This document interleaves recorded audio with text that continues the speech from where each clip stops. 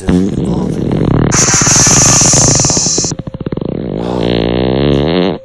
Easy. Okay. You are a young wizard. I'm an old wizard. Seeking treasure and glory. You are walking along the path of the forest one day's journey from Ring City, your beloved home.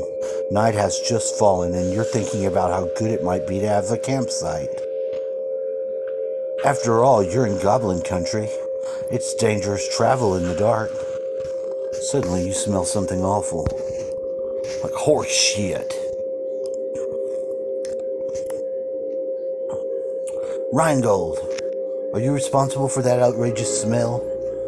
You ask the warrior striding ahead of you.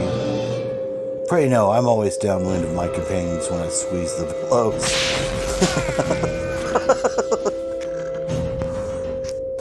You realize that you have never encountered this stench before, and it is close. Perhaps it's your imagination, but it's that muffled breath you've just heard. What do? You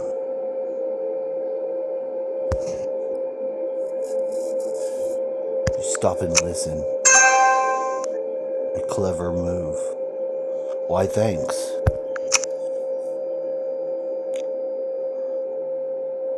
No need to panic yet, you think. You grab Reinhold by the shoulder and gesture him to shush. The two of you stand motionless for a few seconds before you hear a low, wheezing sort of breathing. And because he raises his sword, Rheingold must have heard it too because he raises his sword defensively. A series of snorts is followed by several goblins with green-tinted skin, charging out of hiding places towards you. With an arcane word and a flourish... A what? And a flourish of one hand? What the hell does that mean? You send a bolt of fire. Fire comes in balls, not bolts. Come on now. And to the leader of the charge, when he drops to the ground, flashing and thrashing in flames, Rheingold hawks down another with his sword. The remaining three run away, whooping and yipping. Soon their cries are joined by others from the dark forest all around you. Many calls from far, too many goblins to fight toe to toe. It's a hunting party, tracking wild game, I wager. Human is a delicacy, much better than mutton, Rheingold says. You regard the two dead goblins on the ground. Dead goblins are worth 10 gold pieces per head in this city. Luckily, you won't need to carry their heads around. The city authorities will accept their left ears. What do? I cut their ears off.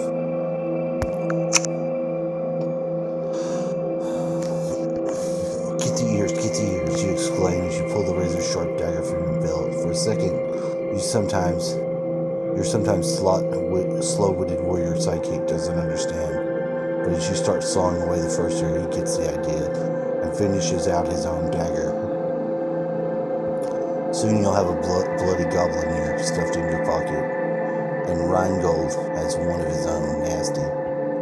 Nasty. Very. However, 10 gold pieces are nearly worth 6 months of wages to a common laborer, so you're willing to take the hit. What now, Rheingold asks. Certainly, these are excellent places to hide in the forest if we can just make it till morning. True goblins may have dogs, and their own sense of smell is keen, you say. We might climb a tree. That would at least be defensible, says Rheingold. You wish to be treed like a fox with goblins barking beneath? If you wish a position that is both defensible and allows some free movement, we should hasten to Castle Inverness. It is near and we can fortify ourselves behind those walls, Rheingold says. You frown. It's a fortress, yes, but it's inhabited by what? God knows what manner of creatures may have taken up residence in that ruin over the years. Garrison in the ruin walls. Let us make refuge behind the stone walls of Castle Inverness, you say. Goblin hunting calls echo from around the forest. As the two of you dash up the path, 800 meters or so, when you find a fork in the road, the path to the right appears to be seldom used since it is nearly overgrown. The path on the left is clear. What do you think? And do you think you could see some firelight down that way? Could this fire belong to goblins? Or if you're unlucky, it's a campfire of a friendly adventure party.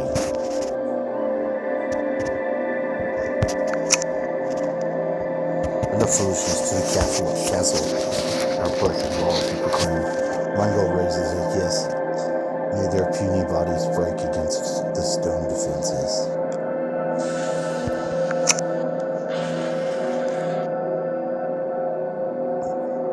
After a minute of stumbling down what is best described as a game trail, you see the shadowy husk of the ruin in the moonlight ahead. Unfortunately, the battle cries of your pursuers are closer than ever.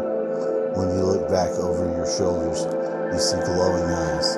The two of you turn on a burst of speed, and soon the outer walls of the castle looms before you. It's about 10 foot high and crumbling. You realize with horror that there are no holes on this side. They are large enough. What? No holes in this side large enough to fit through. Meanwhile, Rheingold, a faster runner than you, has disappeared around the north corner of the wall. A short spear whistles past your head. You'll look back to see 4 little beasts.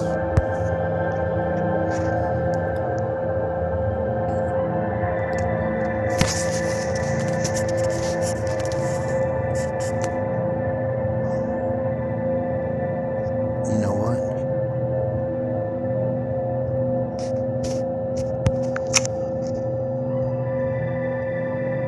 You turn north to follow Rheingold. You've almost reached the corner of when an arrow stabs you in the shoulder. Damn it! When you round the corner, you don't see your friend, but there's a section of partially crumbled wall you think you can climb swiftly. Another arrow whistles by you before you're able to roll over the top of the battlement and onto the rotten wooden floorboards on the other side. In a few seconds, there are 4 goblins at the base of the wall, chattering angrily. One of them begins climbing up the rotten rock. Rotten rock? You decide this is a good place to take a stand.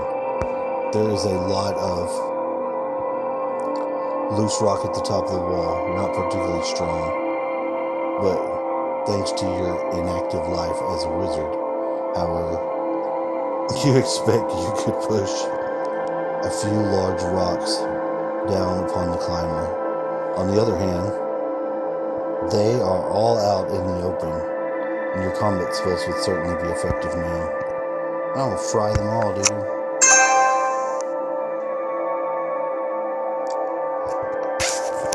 Crushing move.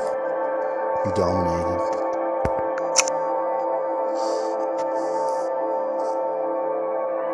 You lean down and call forth your magical power within you, and an outstretched fire finger erupts a jet of flame that you play over the climber. Smoldering corpse. The fine mess you've made of them, Rheingold startles you. He now stands beside you, grinning. Down on the carnage, he must have found another way in. A loath goblins, you say, as do all good men. You have struck terror in the advance party, but they will call for reinforcements. We have the wall. Can we hold it? You could go in. We could go in, but you point to the castle to keep beyond the courtyard. The castle is 3 stories tall, or at least it had been before the top layer partially collapsed. The second story is barely any better. The fortress is still as lifeless, as still as a painting. Nevertheless, you wonder if anyone is looking back at you from the dark windows and arrow slits of the ruin.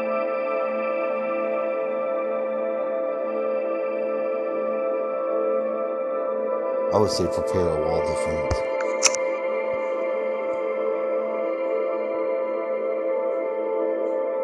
Gods know what's in that castle. Let us fight one enemy at a time, you say. Soon the force around you is dotted with glowing eyes. It's difficult to count them as they appear and disappear behind the trees, but you guess 20 or more. Surely they will attack from all sides at once, says Rheingold. And they can see at night like we can see in the day. You consider the long dry grass of the courtyard below with some lamp oil. You start a fine brush fire down there. A light that perhaps could even the odds on these nocturnal creatures. You could even cast a spell upon the fire to create a blinding flash.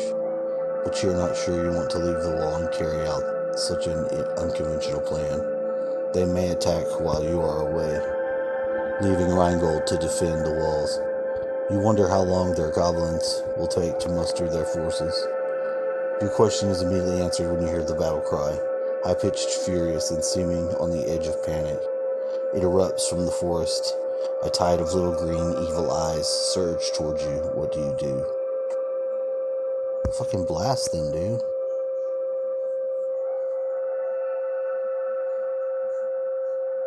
I'll be out of mana.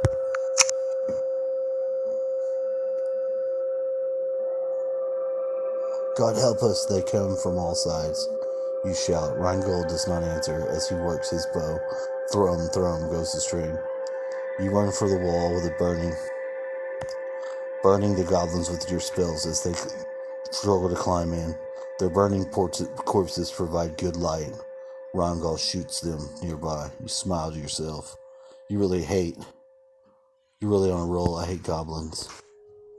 Fortunately, the two of you cannot be ever at once. As soon as they drop down the courtyard, another charges rickety battlement walkway toward you. Others are already scuttling over like cockroaches. Are we gonna die? To the castle. That's all I'm gonna read. What does this do? Different stories? What? So many stories. Whoa. What's going on? Whoa.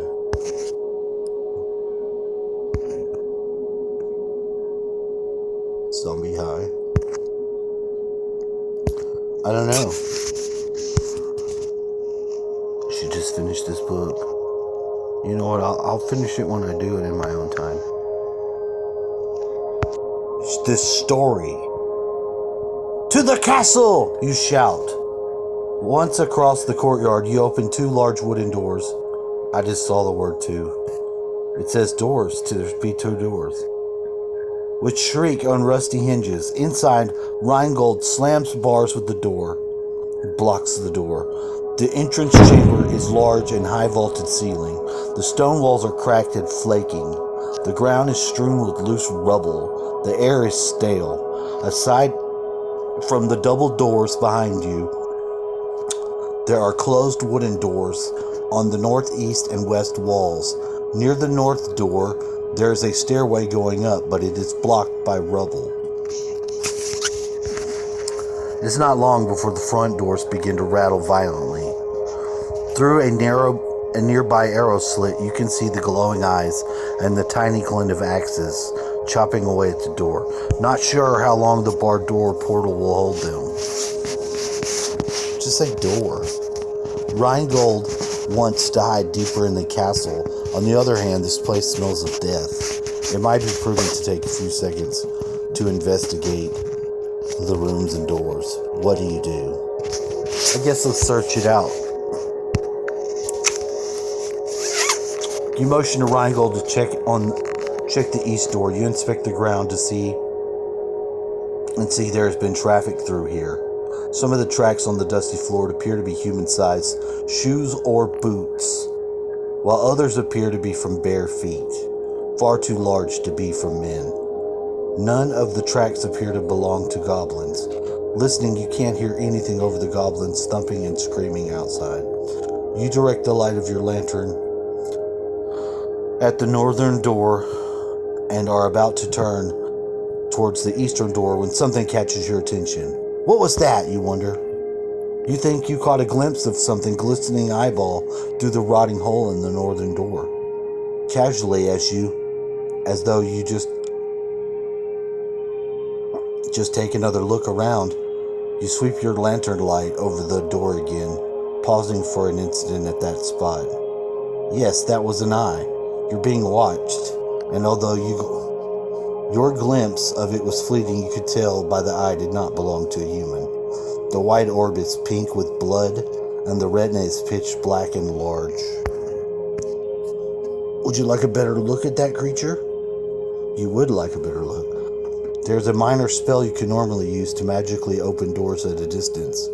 You find yourself tediously opening the doors yourself. As long as the door is unlocked, you can use this lazy wizard spell to open the eye door without being too close. On the other hand, that may frighten or anger whomever the eye belongs to. Perhaps you should just talk to it. Perhaps you can join forces against the goblins. Alternately, there might be a bolt of fire through the eye hole. Not an easy shot, but there's the element of surprise. Finally, there's a running option. A choice for that has been keeping wizards alive for thousands of years. You know what? I want to talk to the creature. Damn right I'm a diplomat.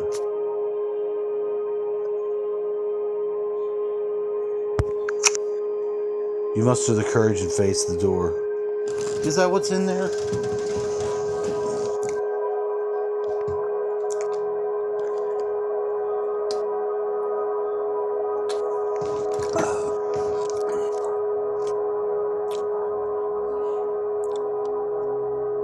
You muster courage, face the door, and raise your voice to be heard over the pounding and shouting of goblins.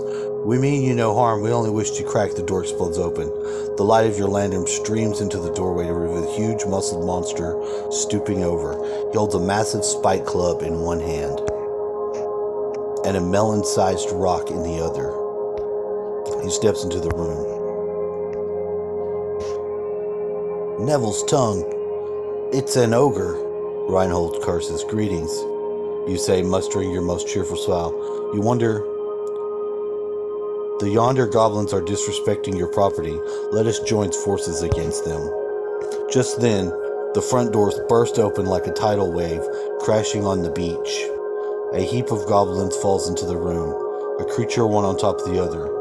A chorus of glee erupts from their fanged mouths. The Urgle hurls the stone straight at you, and you duck to hear a squishy thud behind you. Well, your diplomacy may not have exactly worked, but now there might be an opportunity. Time to let the ogre and goblins become acquainted without you. Rheingold and you nearly collide in your haste through the eastern portal. Once through, you slam the door closed. From the entrance chamber, you just left the goblins' yips of triumph, which then turn to screams of terror that are immediately drowned out by the earth-shaking snarl. Next is the sharp slashing of flesh against flesh, the wet sound of bodies ripping apart. You run from one room to the next. The ogre is not much of a housekeeper. The castle is full of giant cobwebs and broken furniture. Finally, you enter a larger room,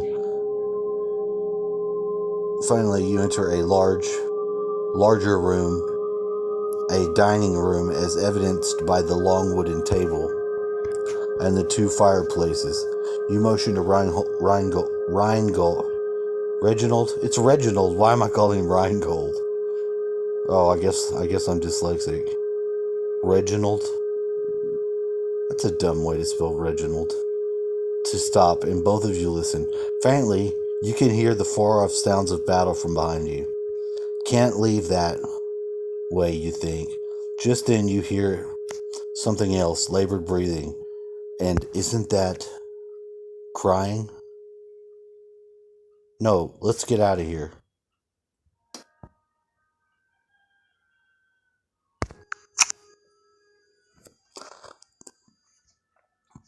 With a wave, you motion to Reginald to keep moving. He shakes his head and whispers, "Is this the sound of a maiden, one in distress, I think?"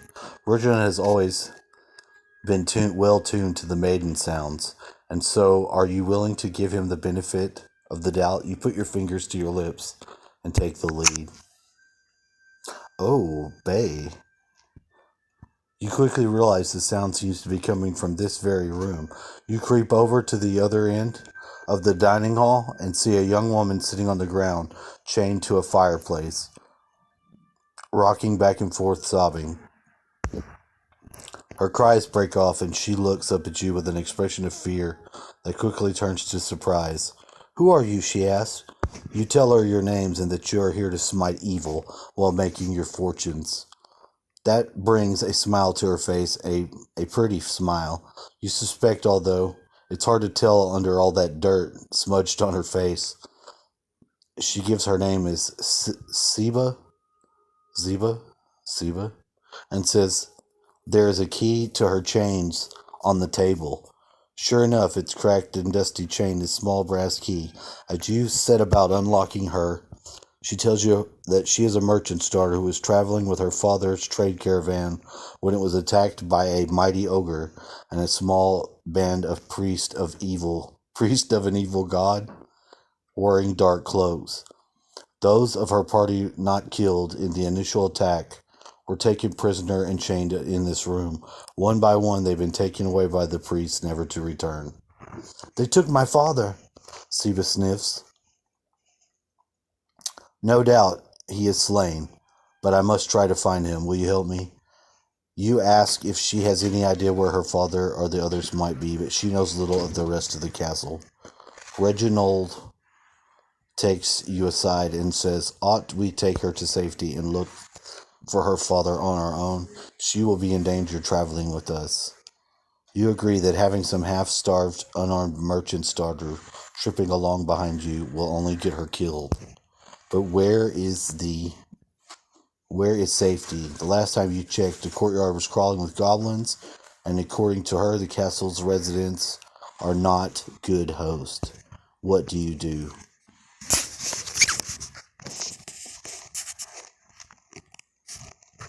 Let's get her out of there. Manners matter. Seba seems like a nice enough young woman, but how long does this go? Woman. But as a merchant daughter, she is not a very good addition to the adventuring party, and so you are eager to escort her out of the castle and quickly as possible. Between Reginald's clinking chainmail armor, Seba's incessant sniffing and muttering about her father, the three of you are not stealthy party, as you wish to be. After some searching, you find holes in the wall of the castle large enough for a human to fit through. Reginald gives you a boost up the hole, and you look out. Neville's telling you curse. Your head, glowing eyes dot the courtyard outside. You get down and tell the others the bad news.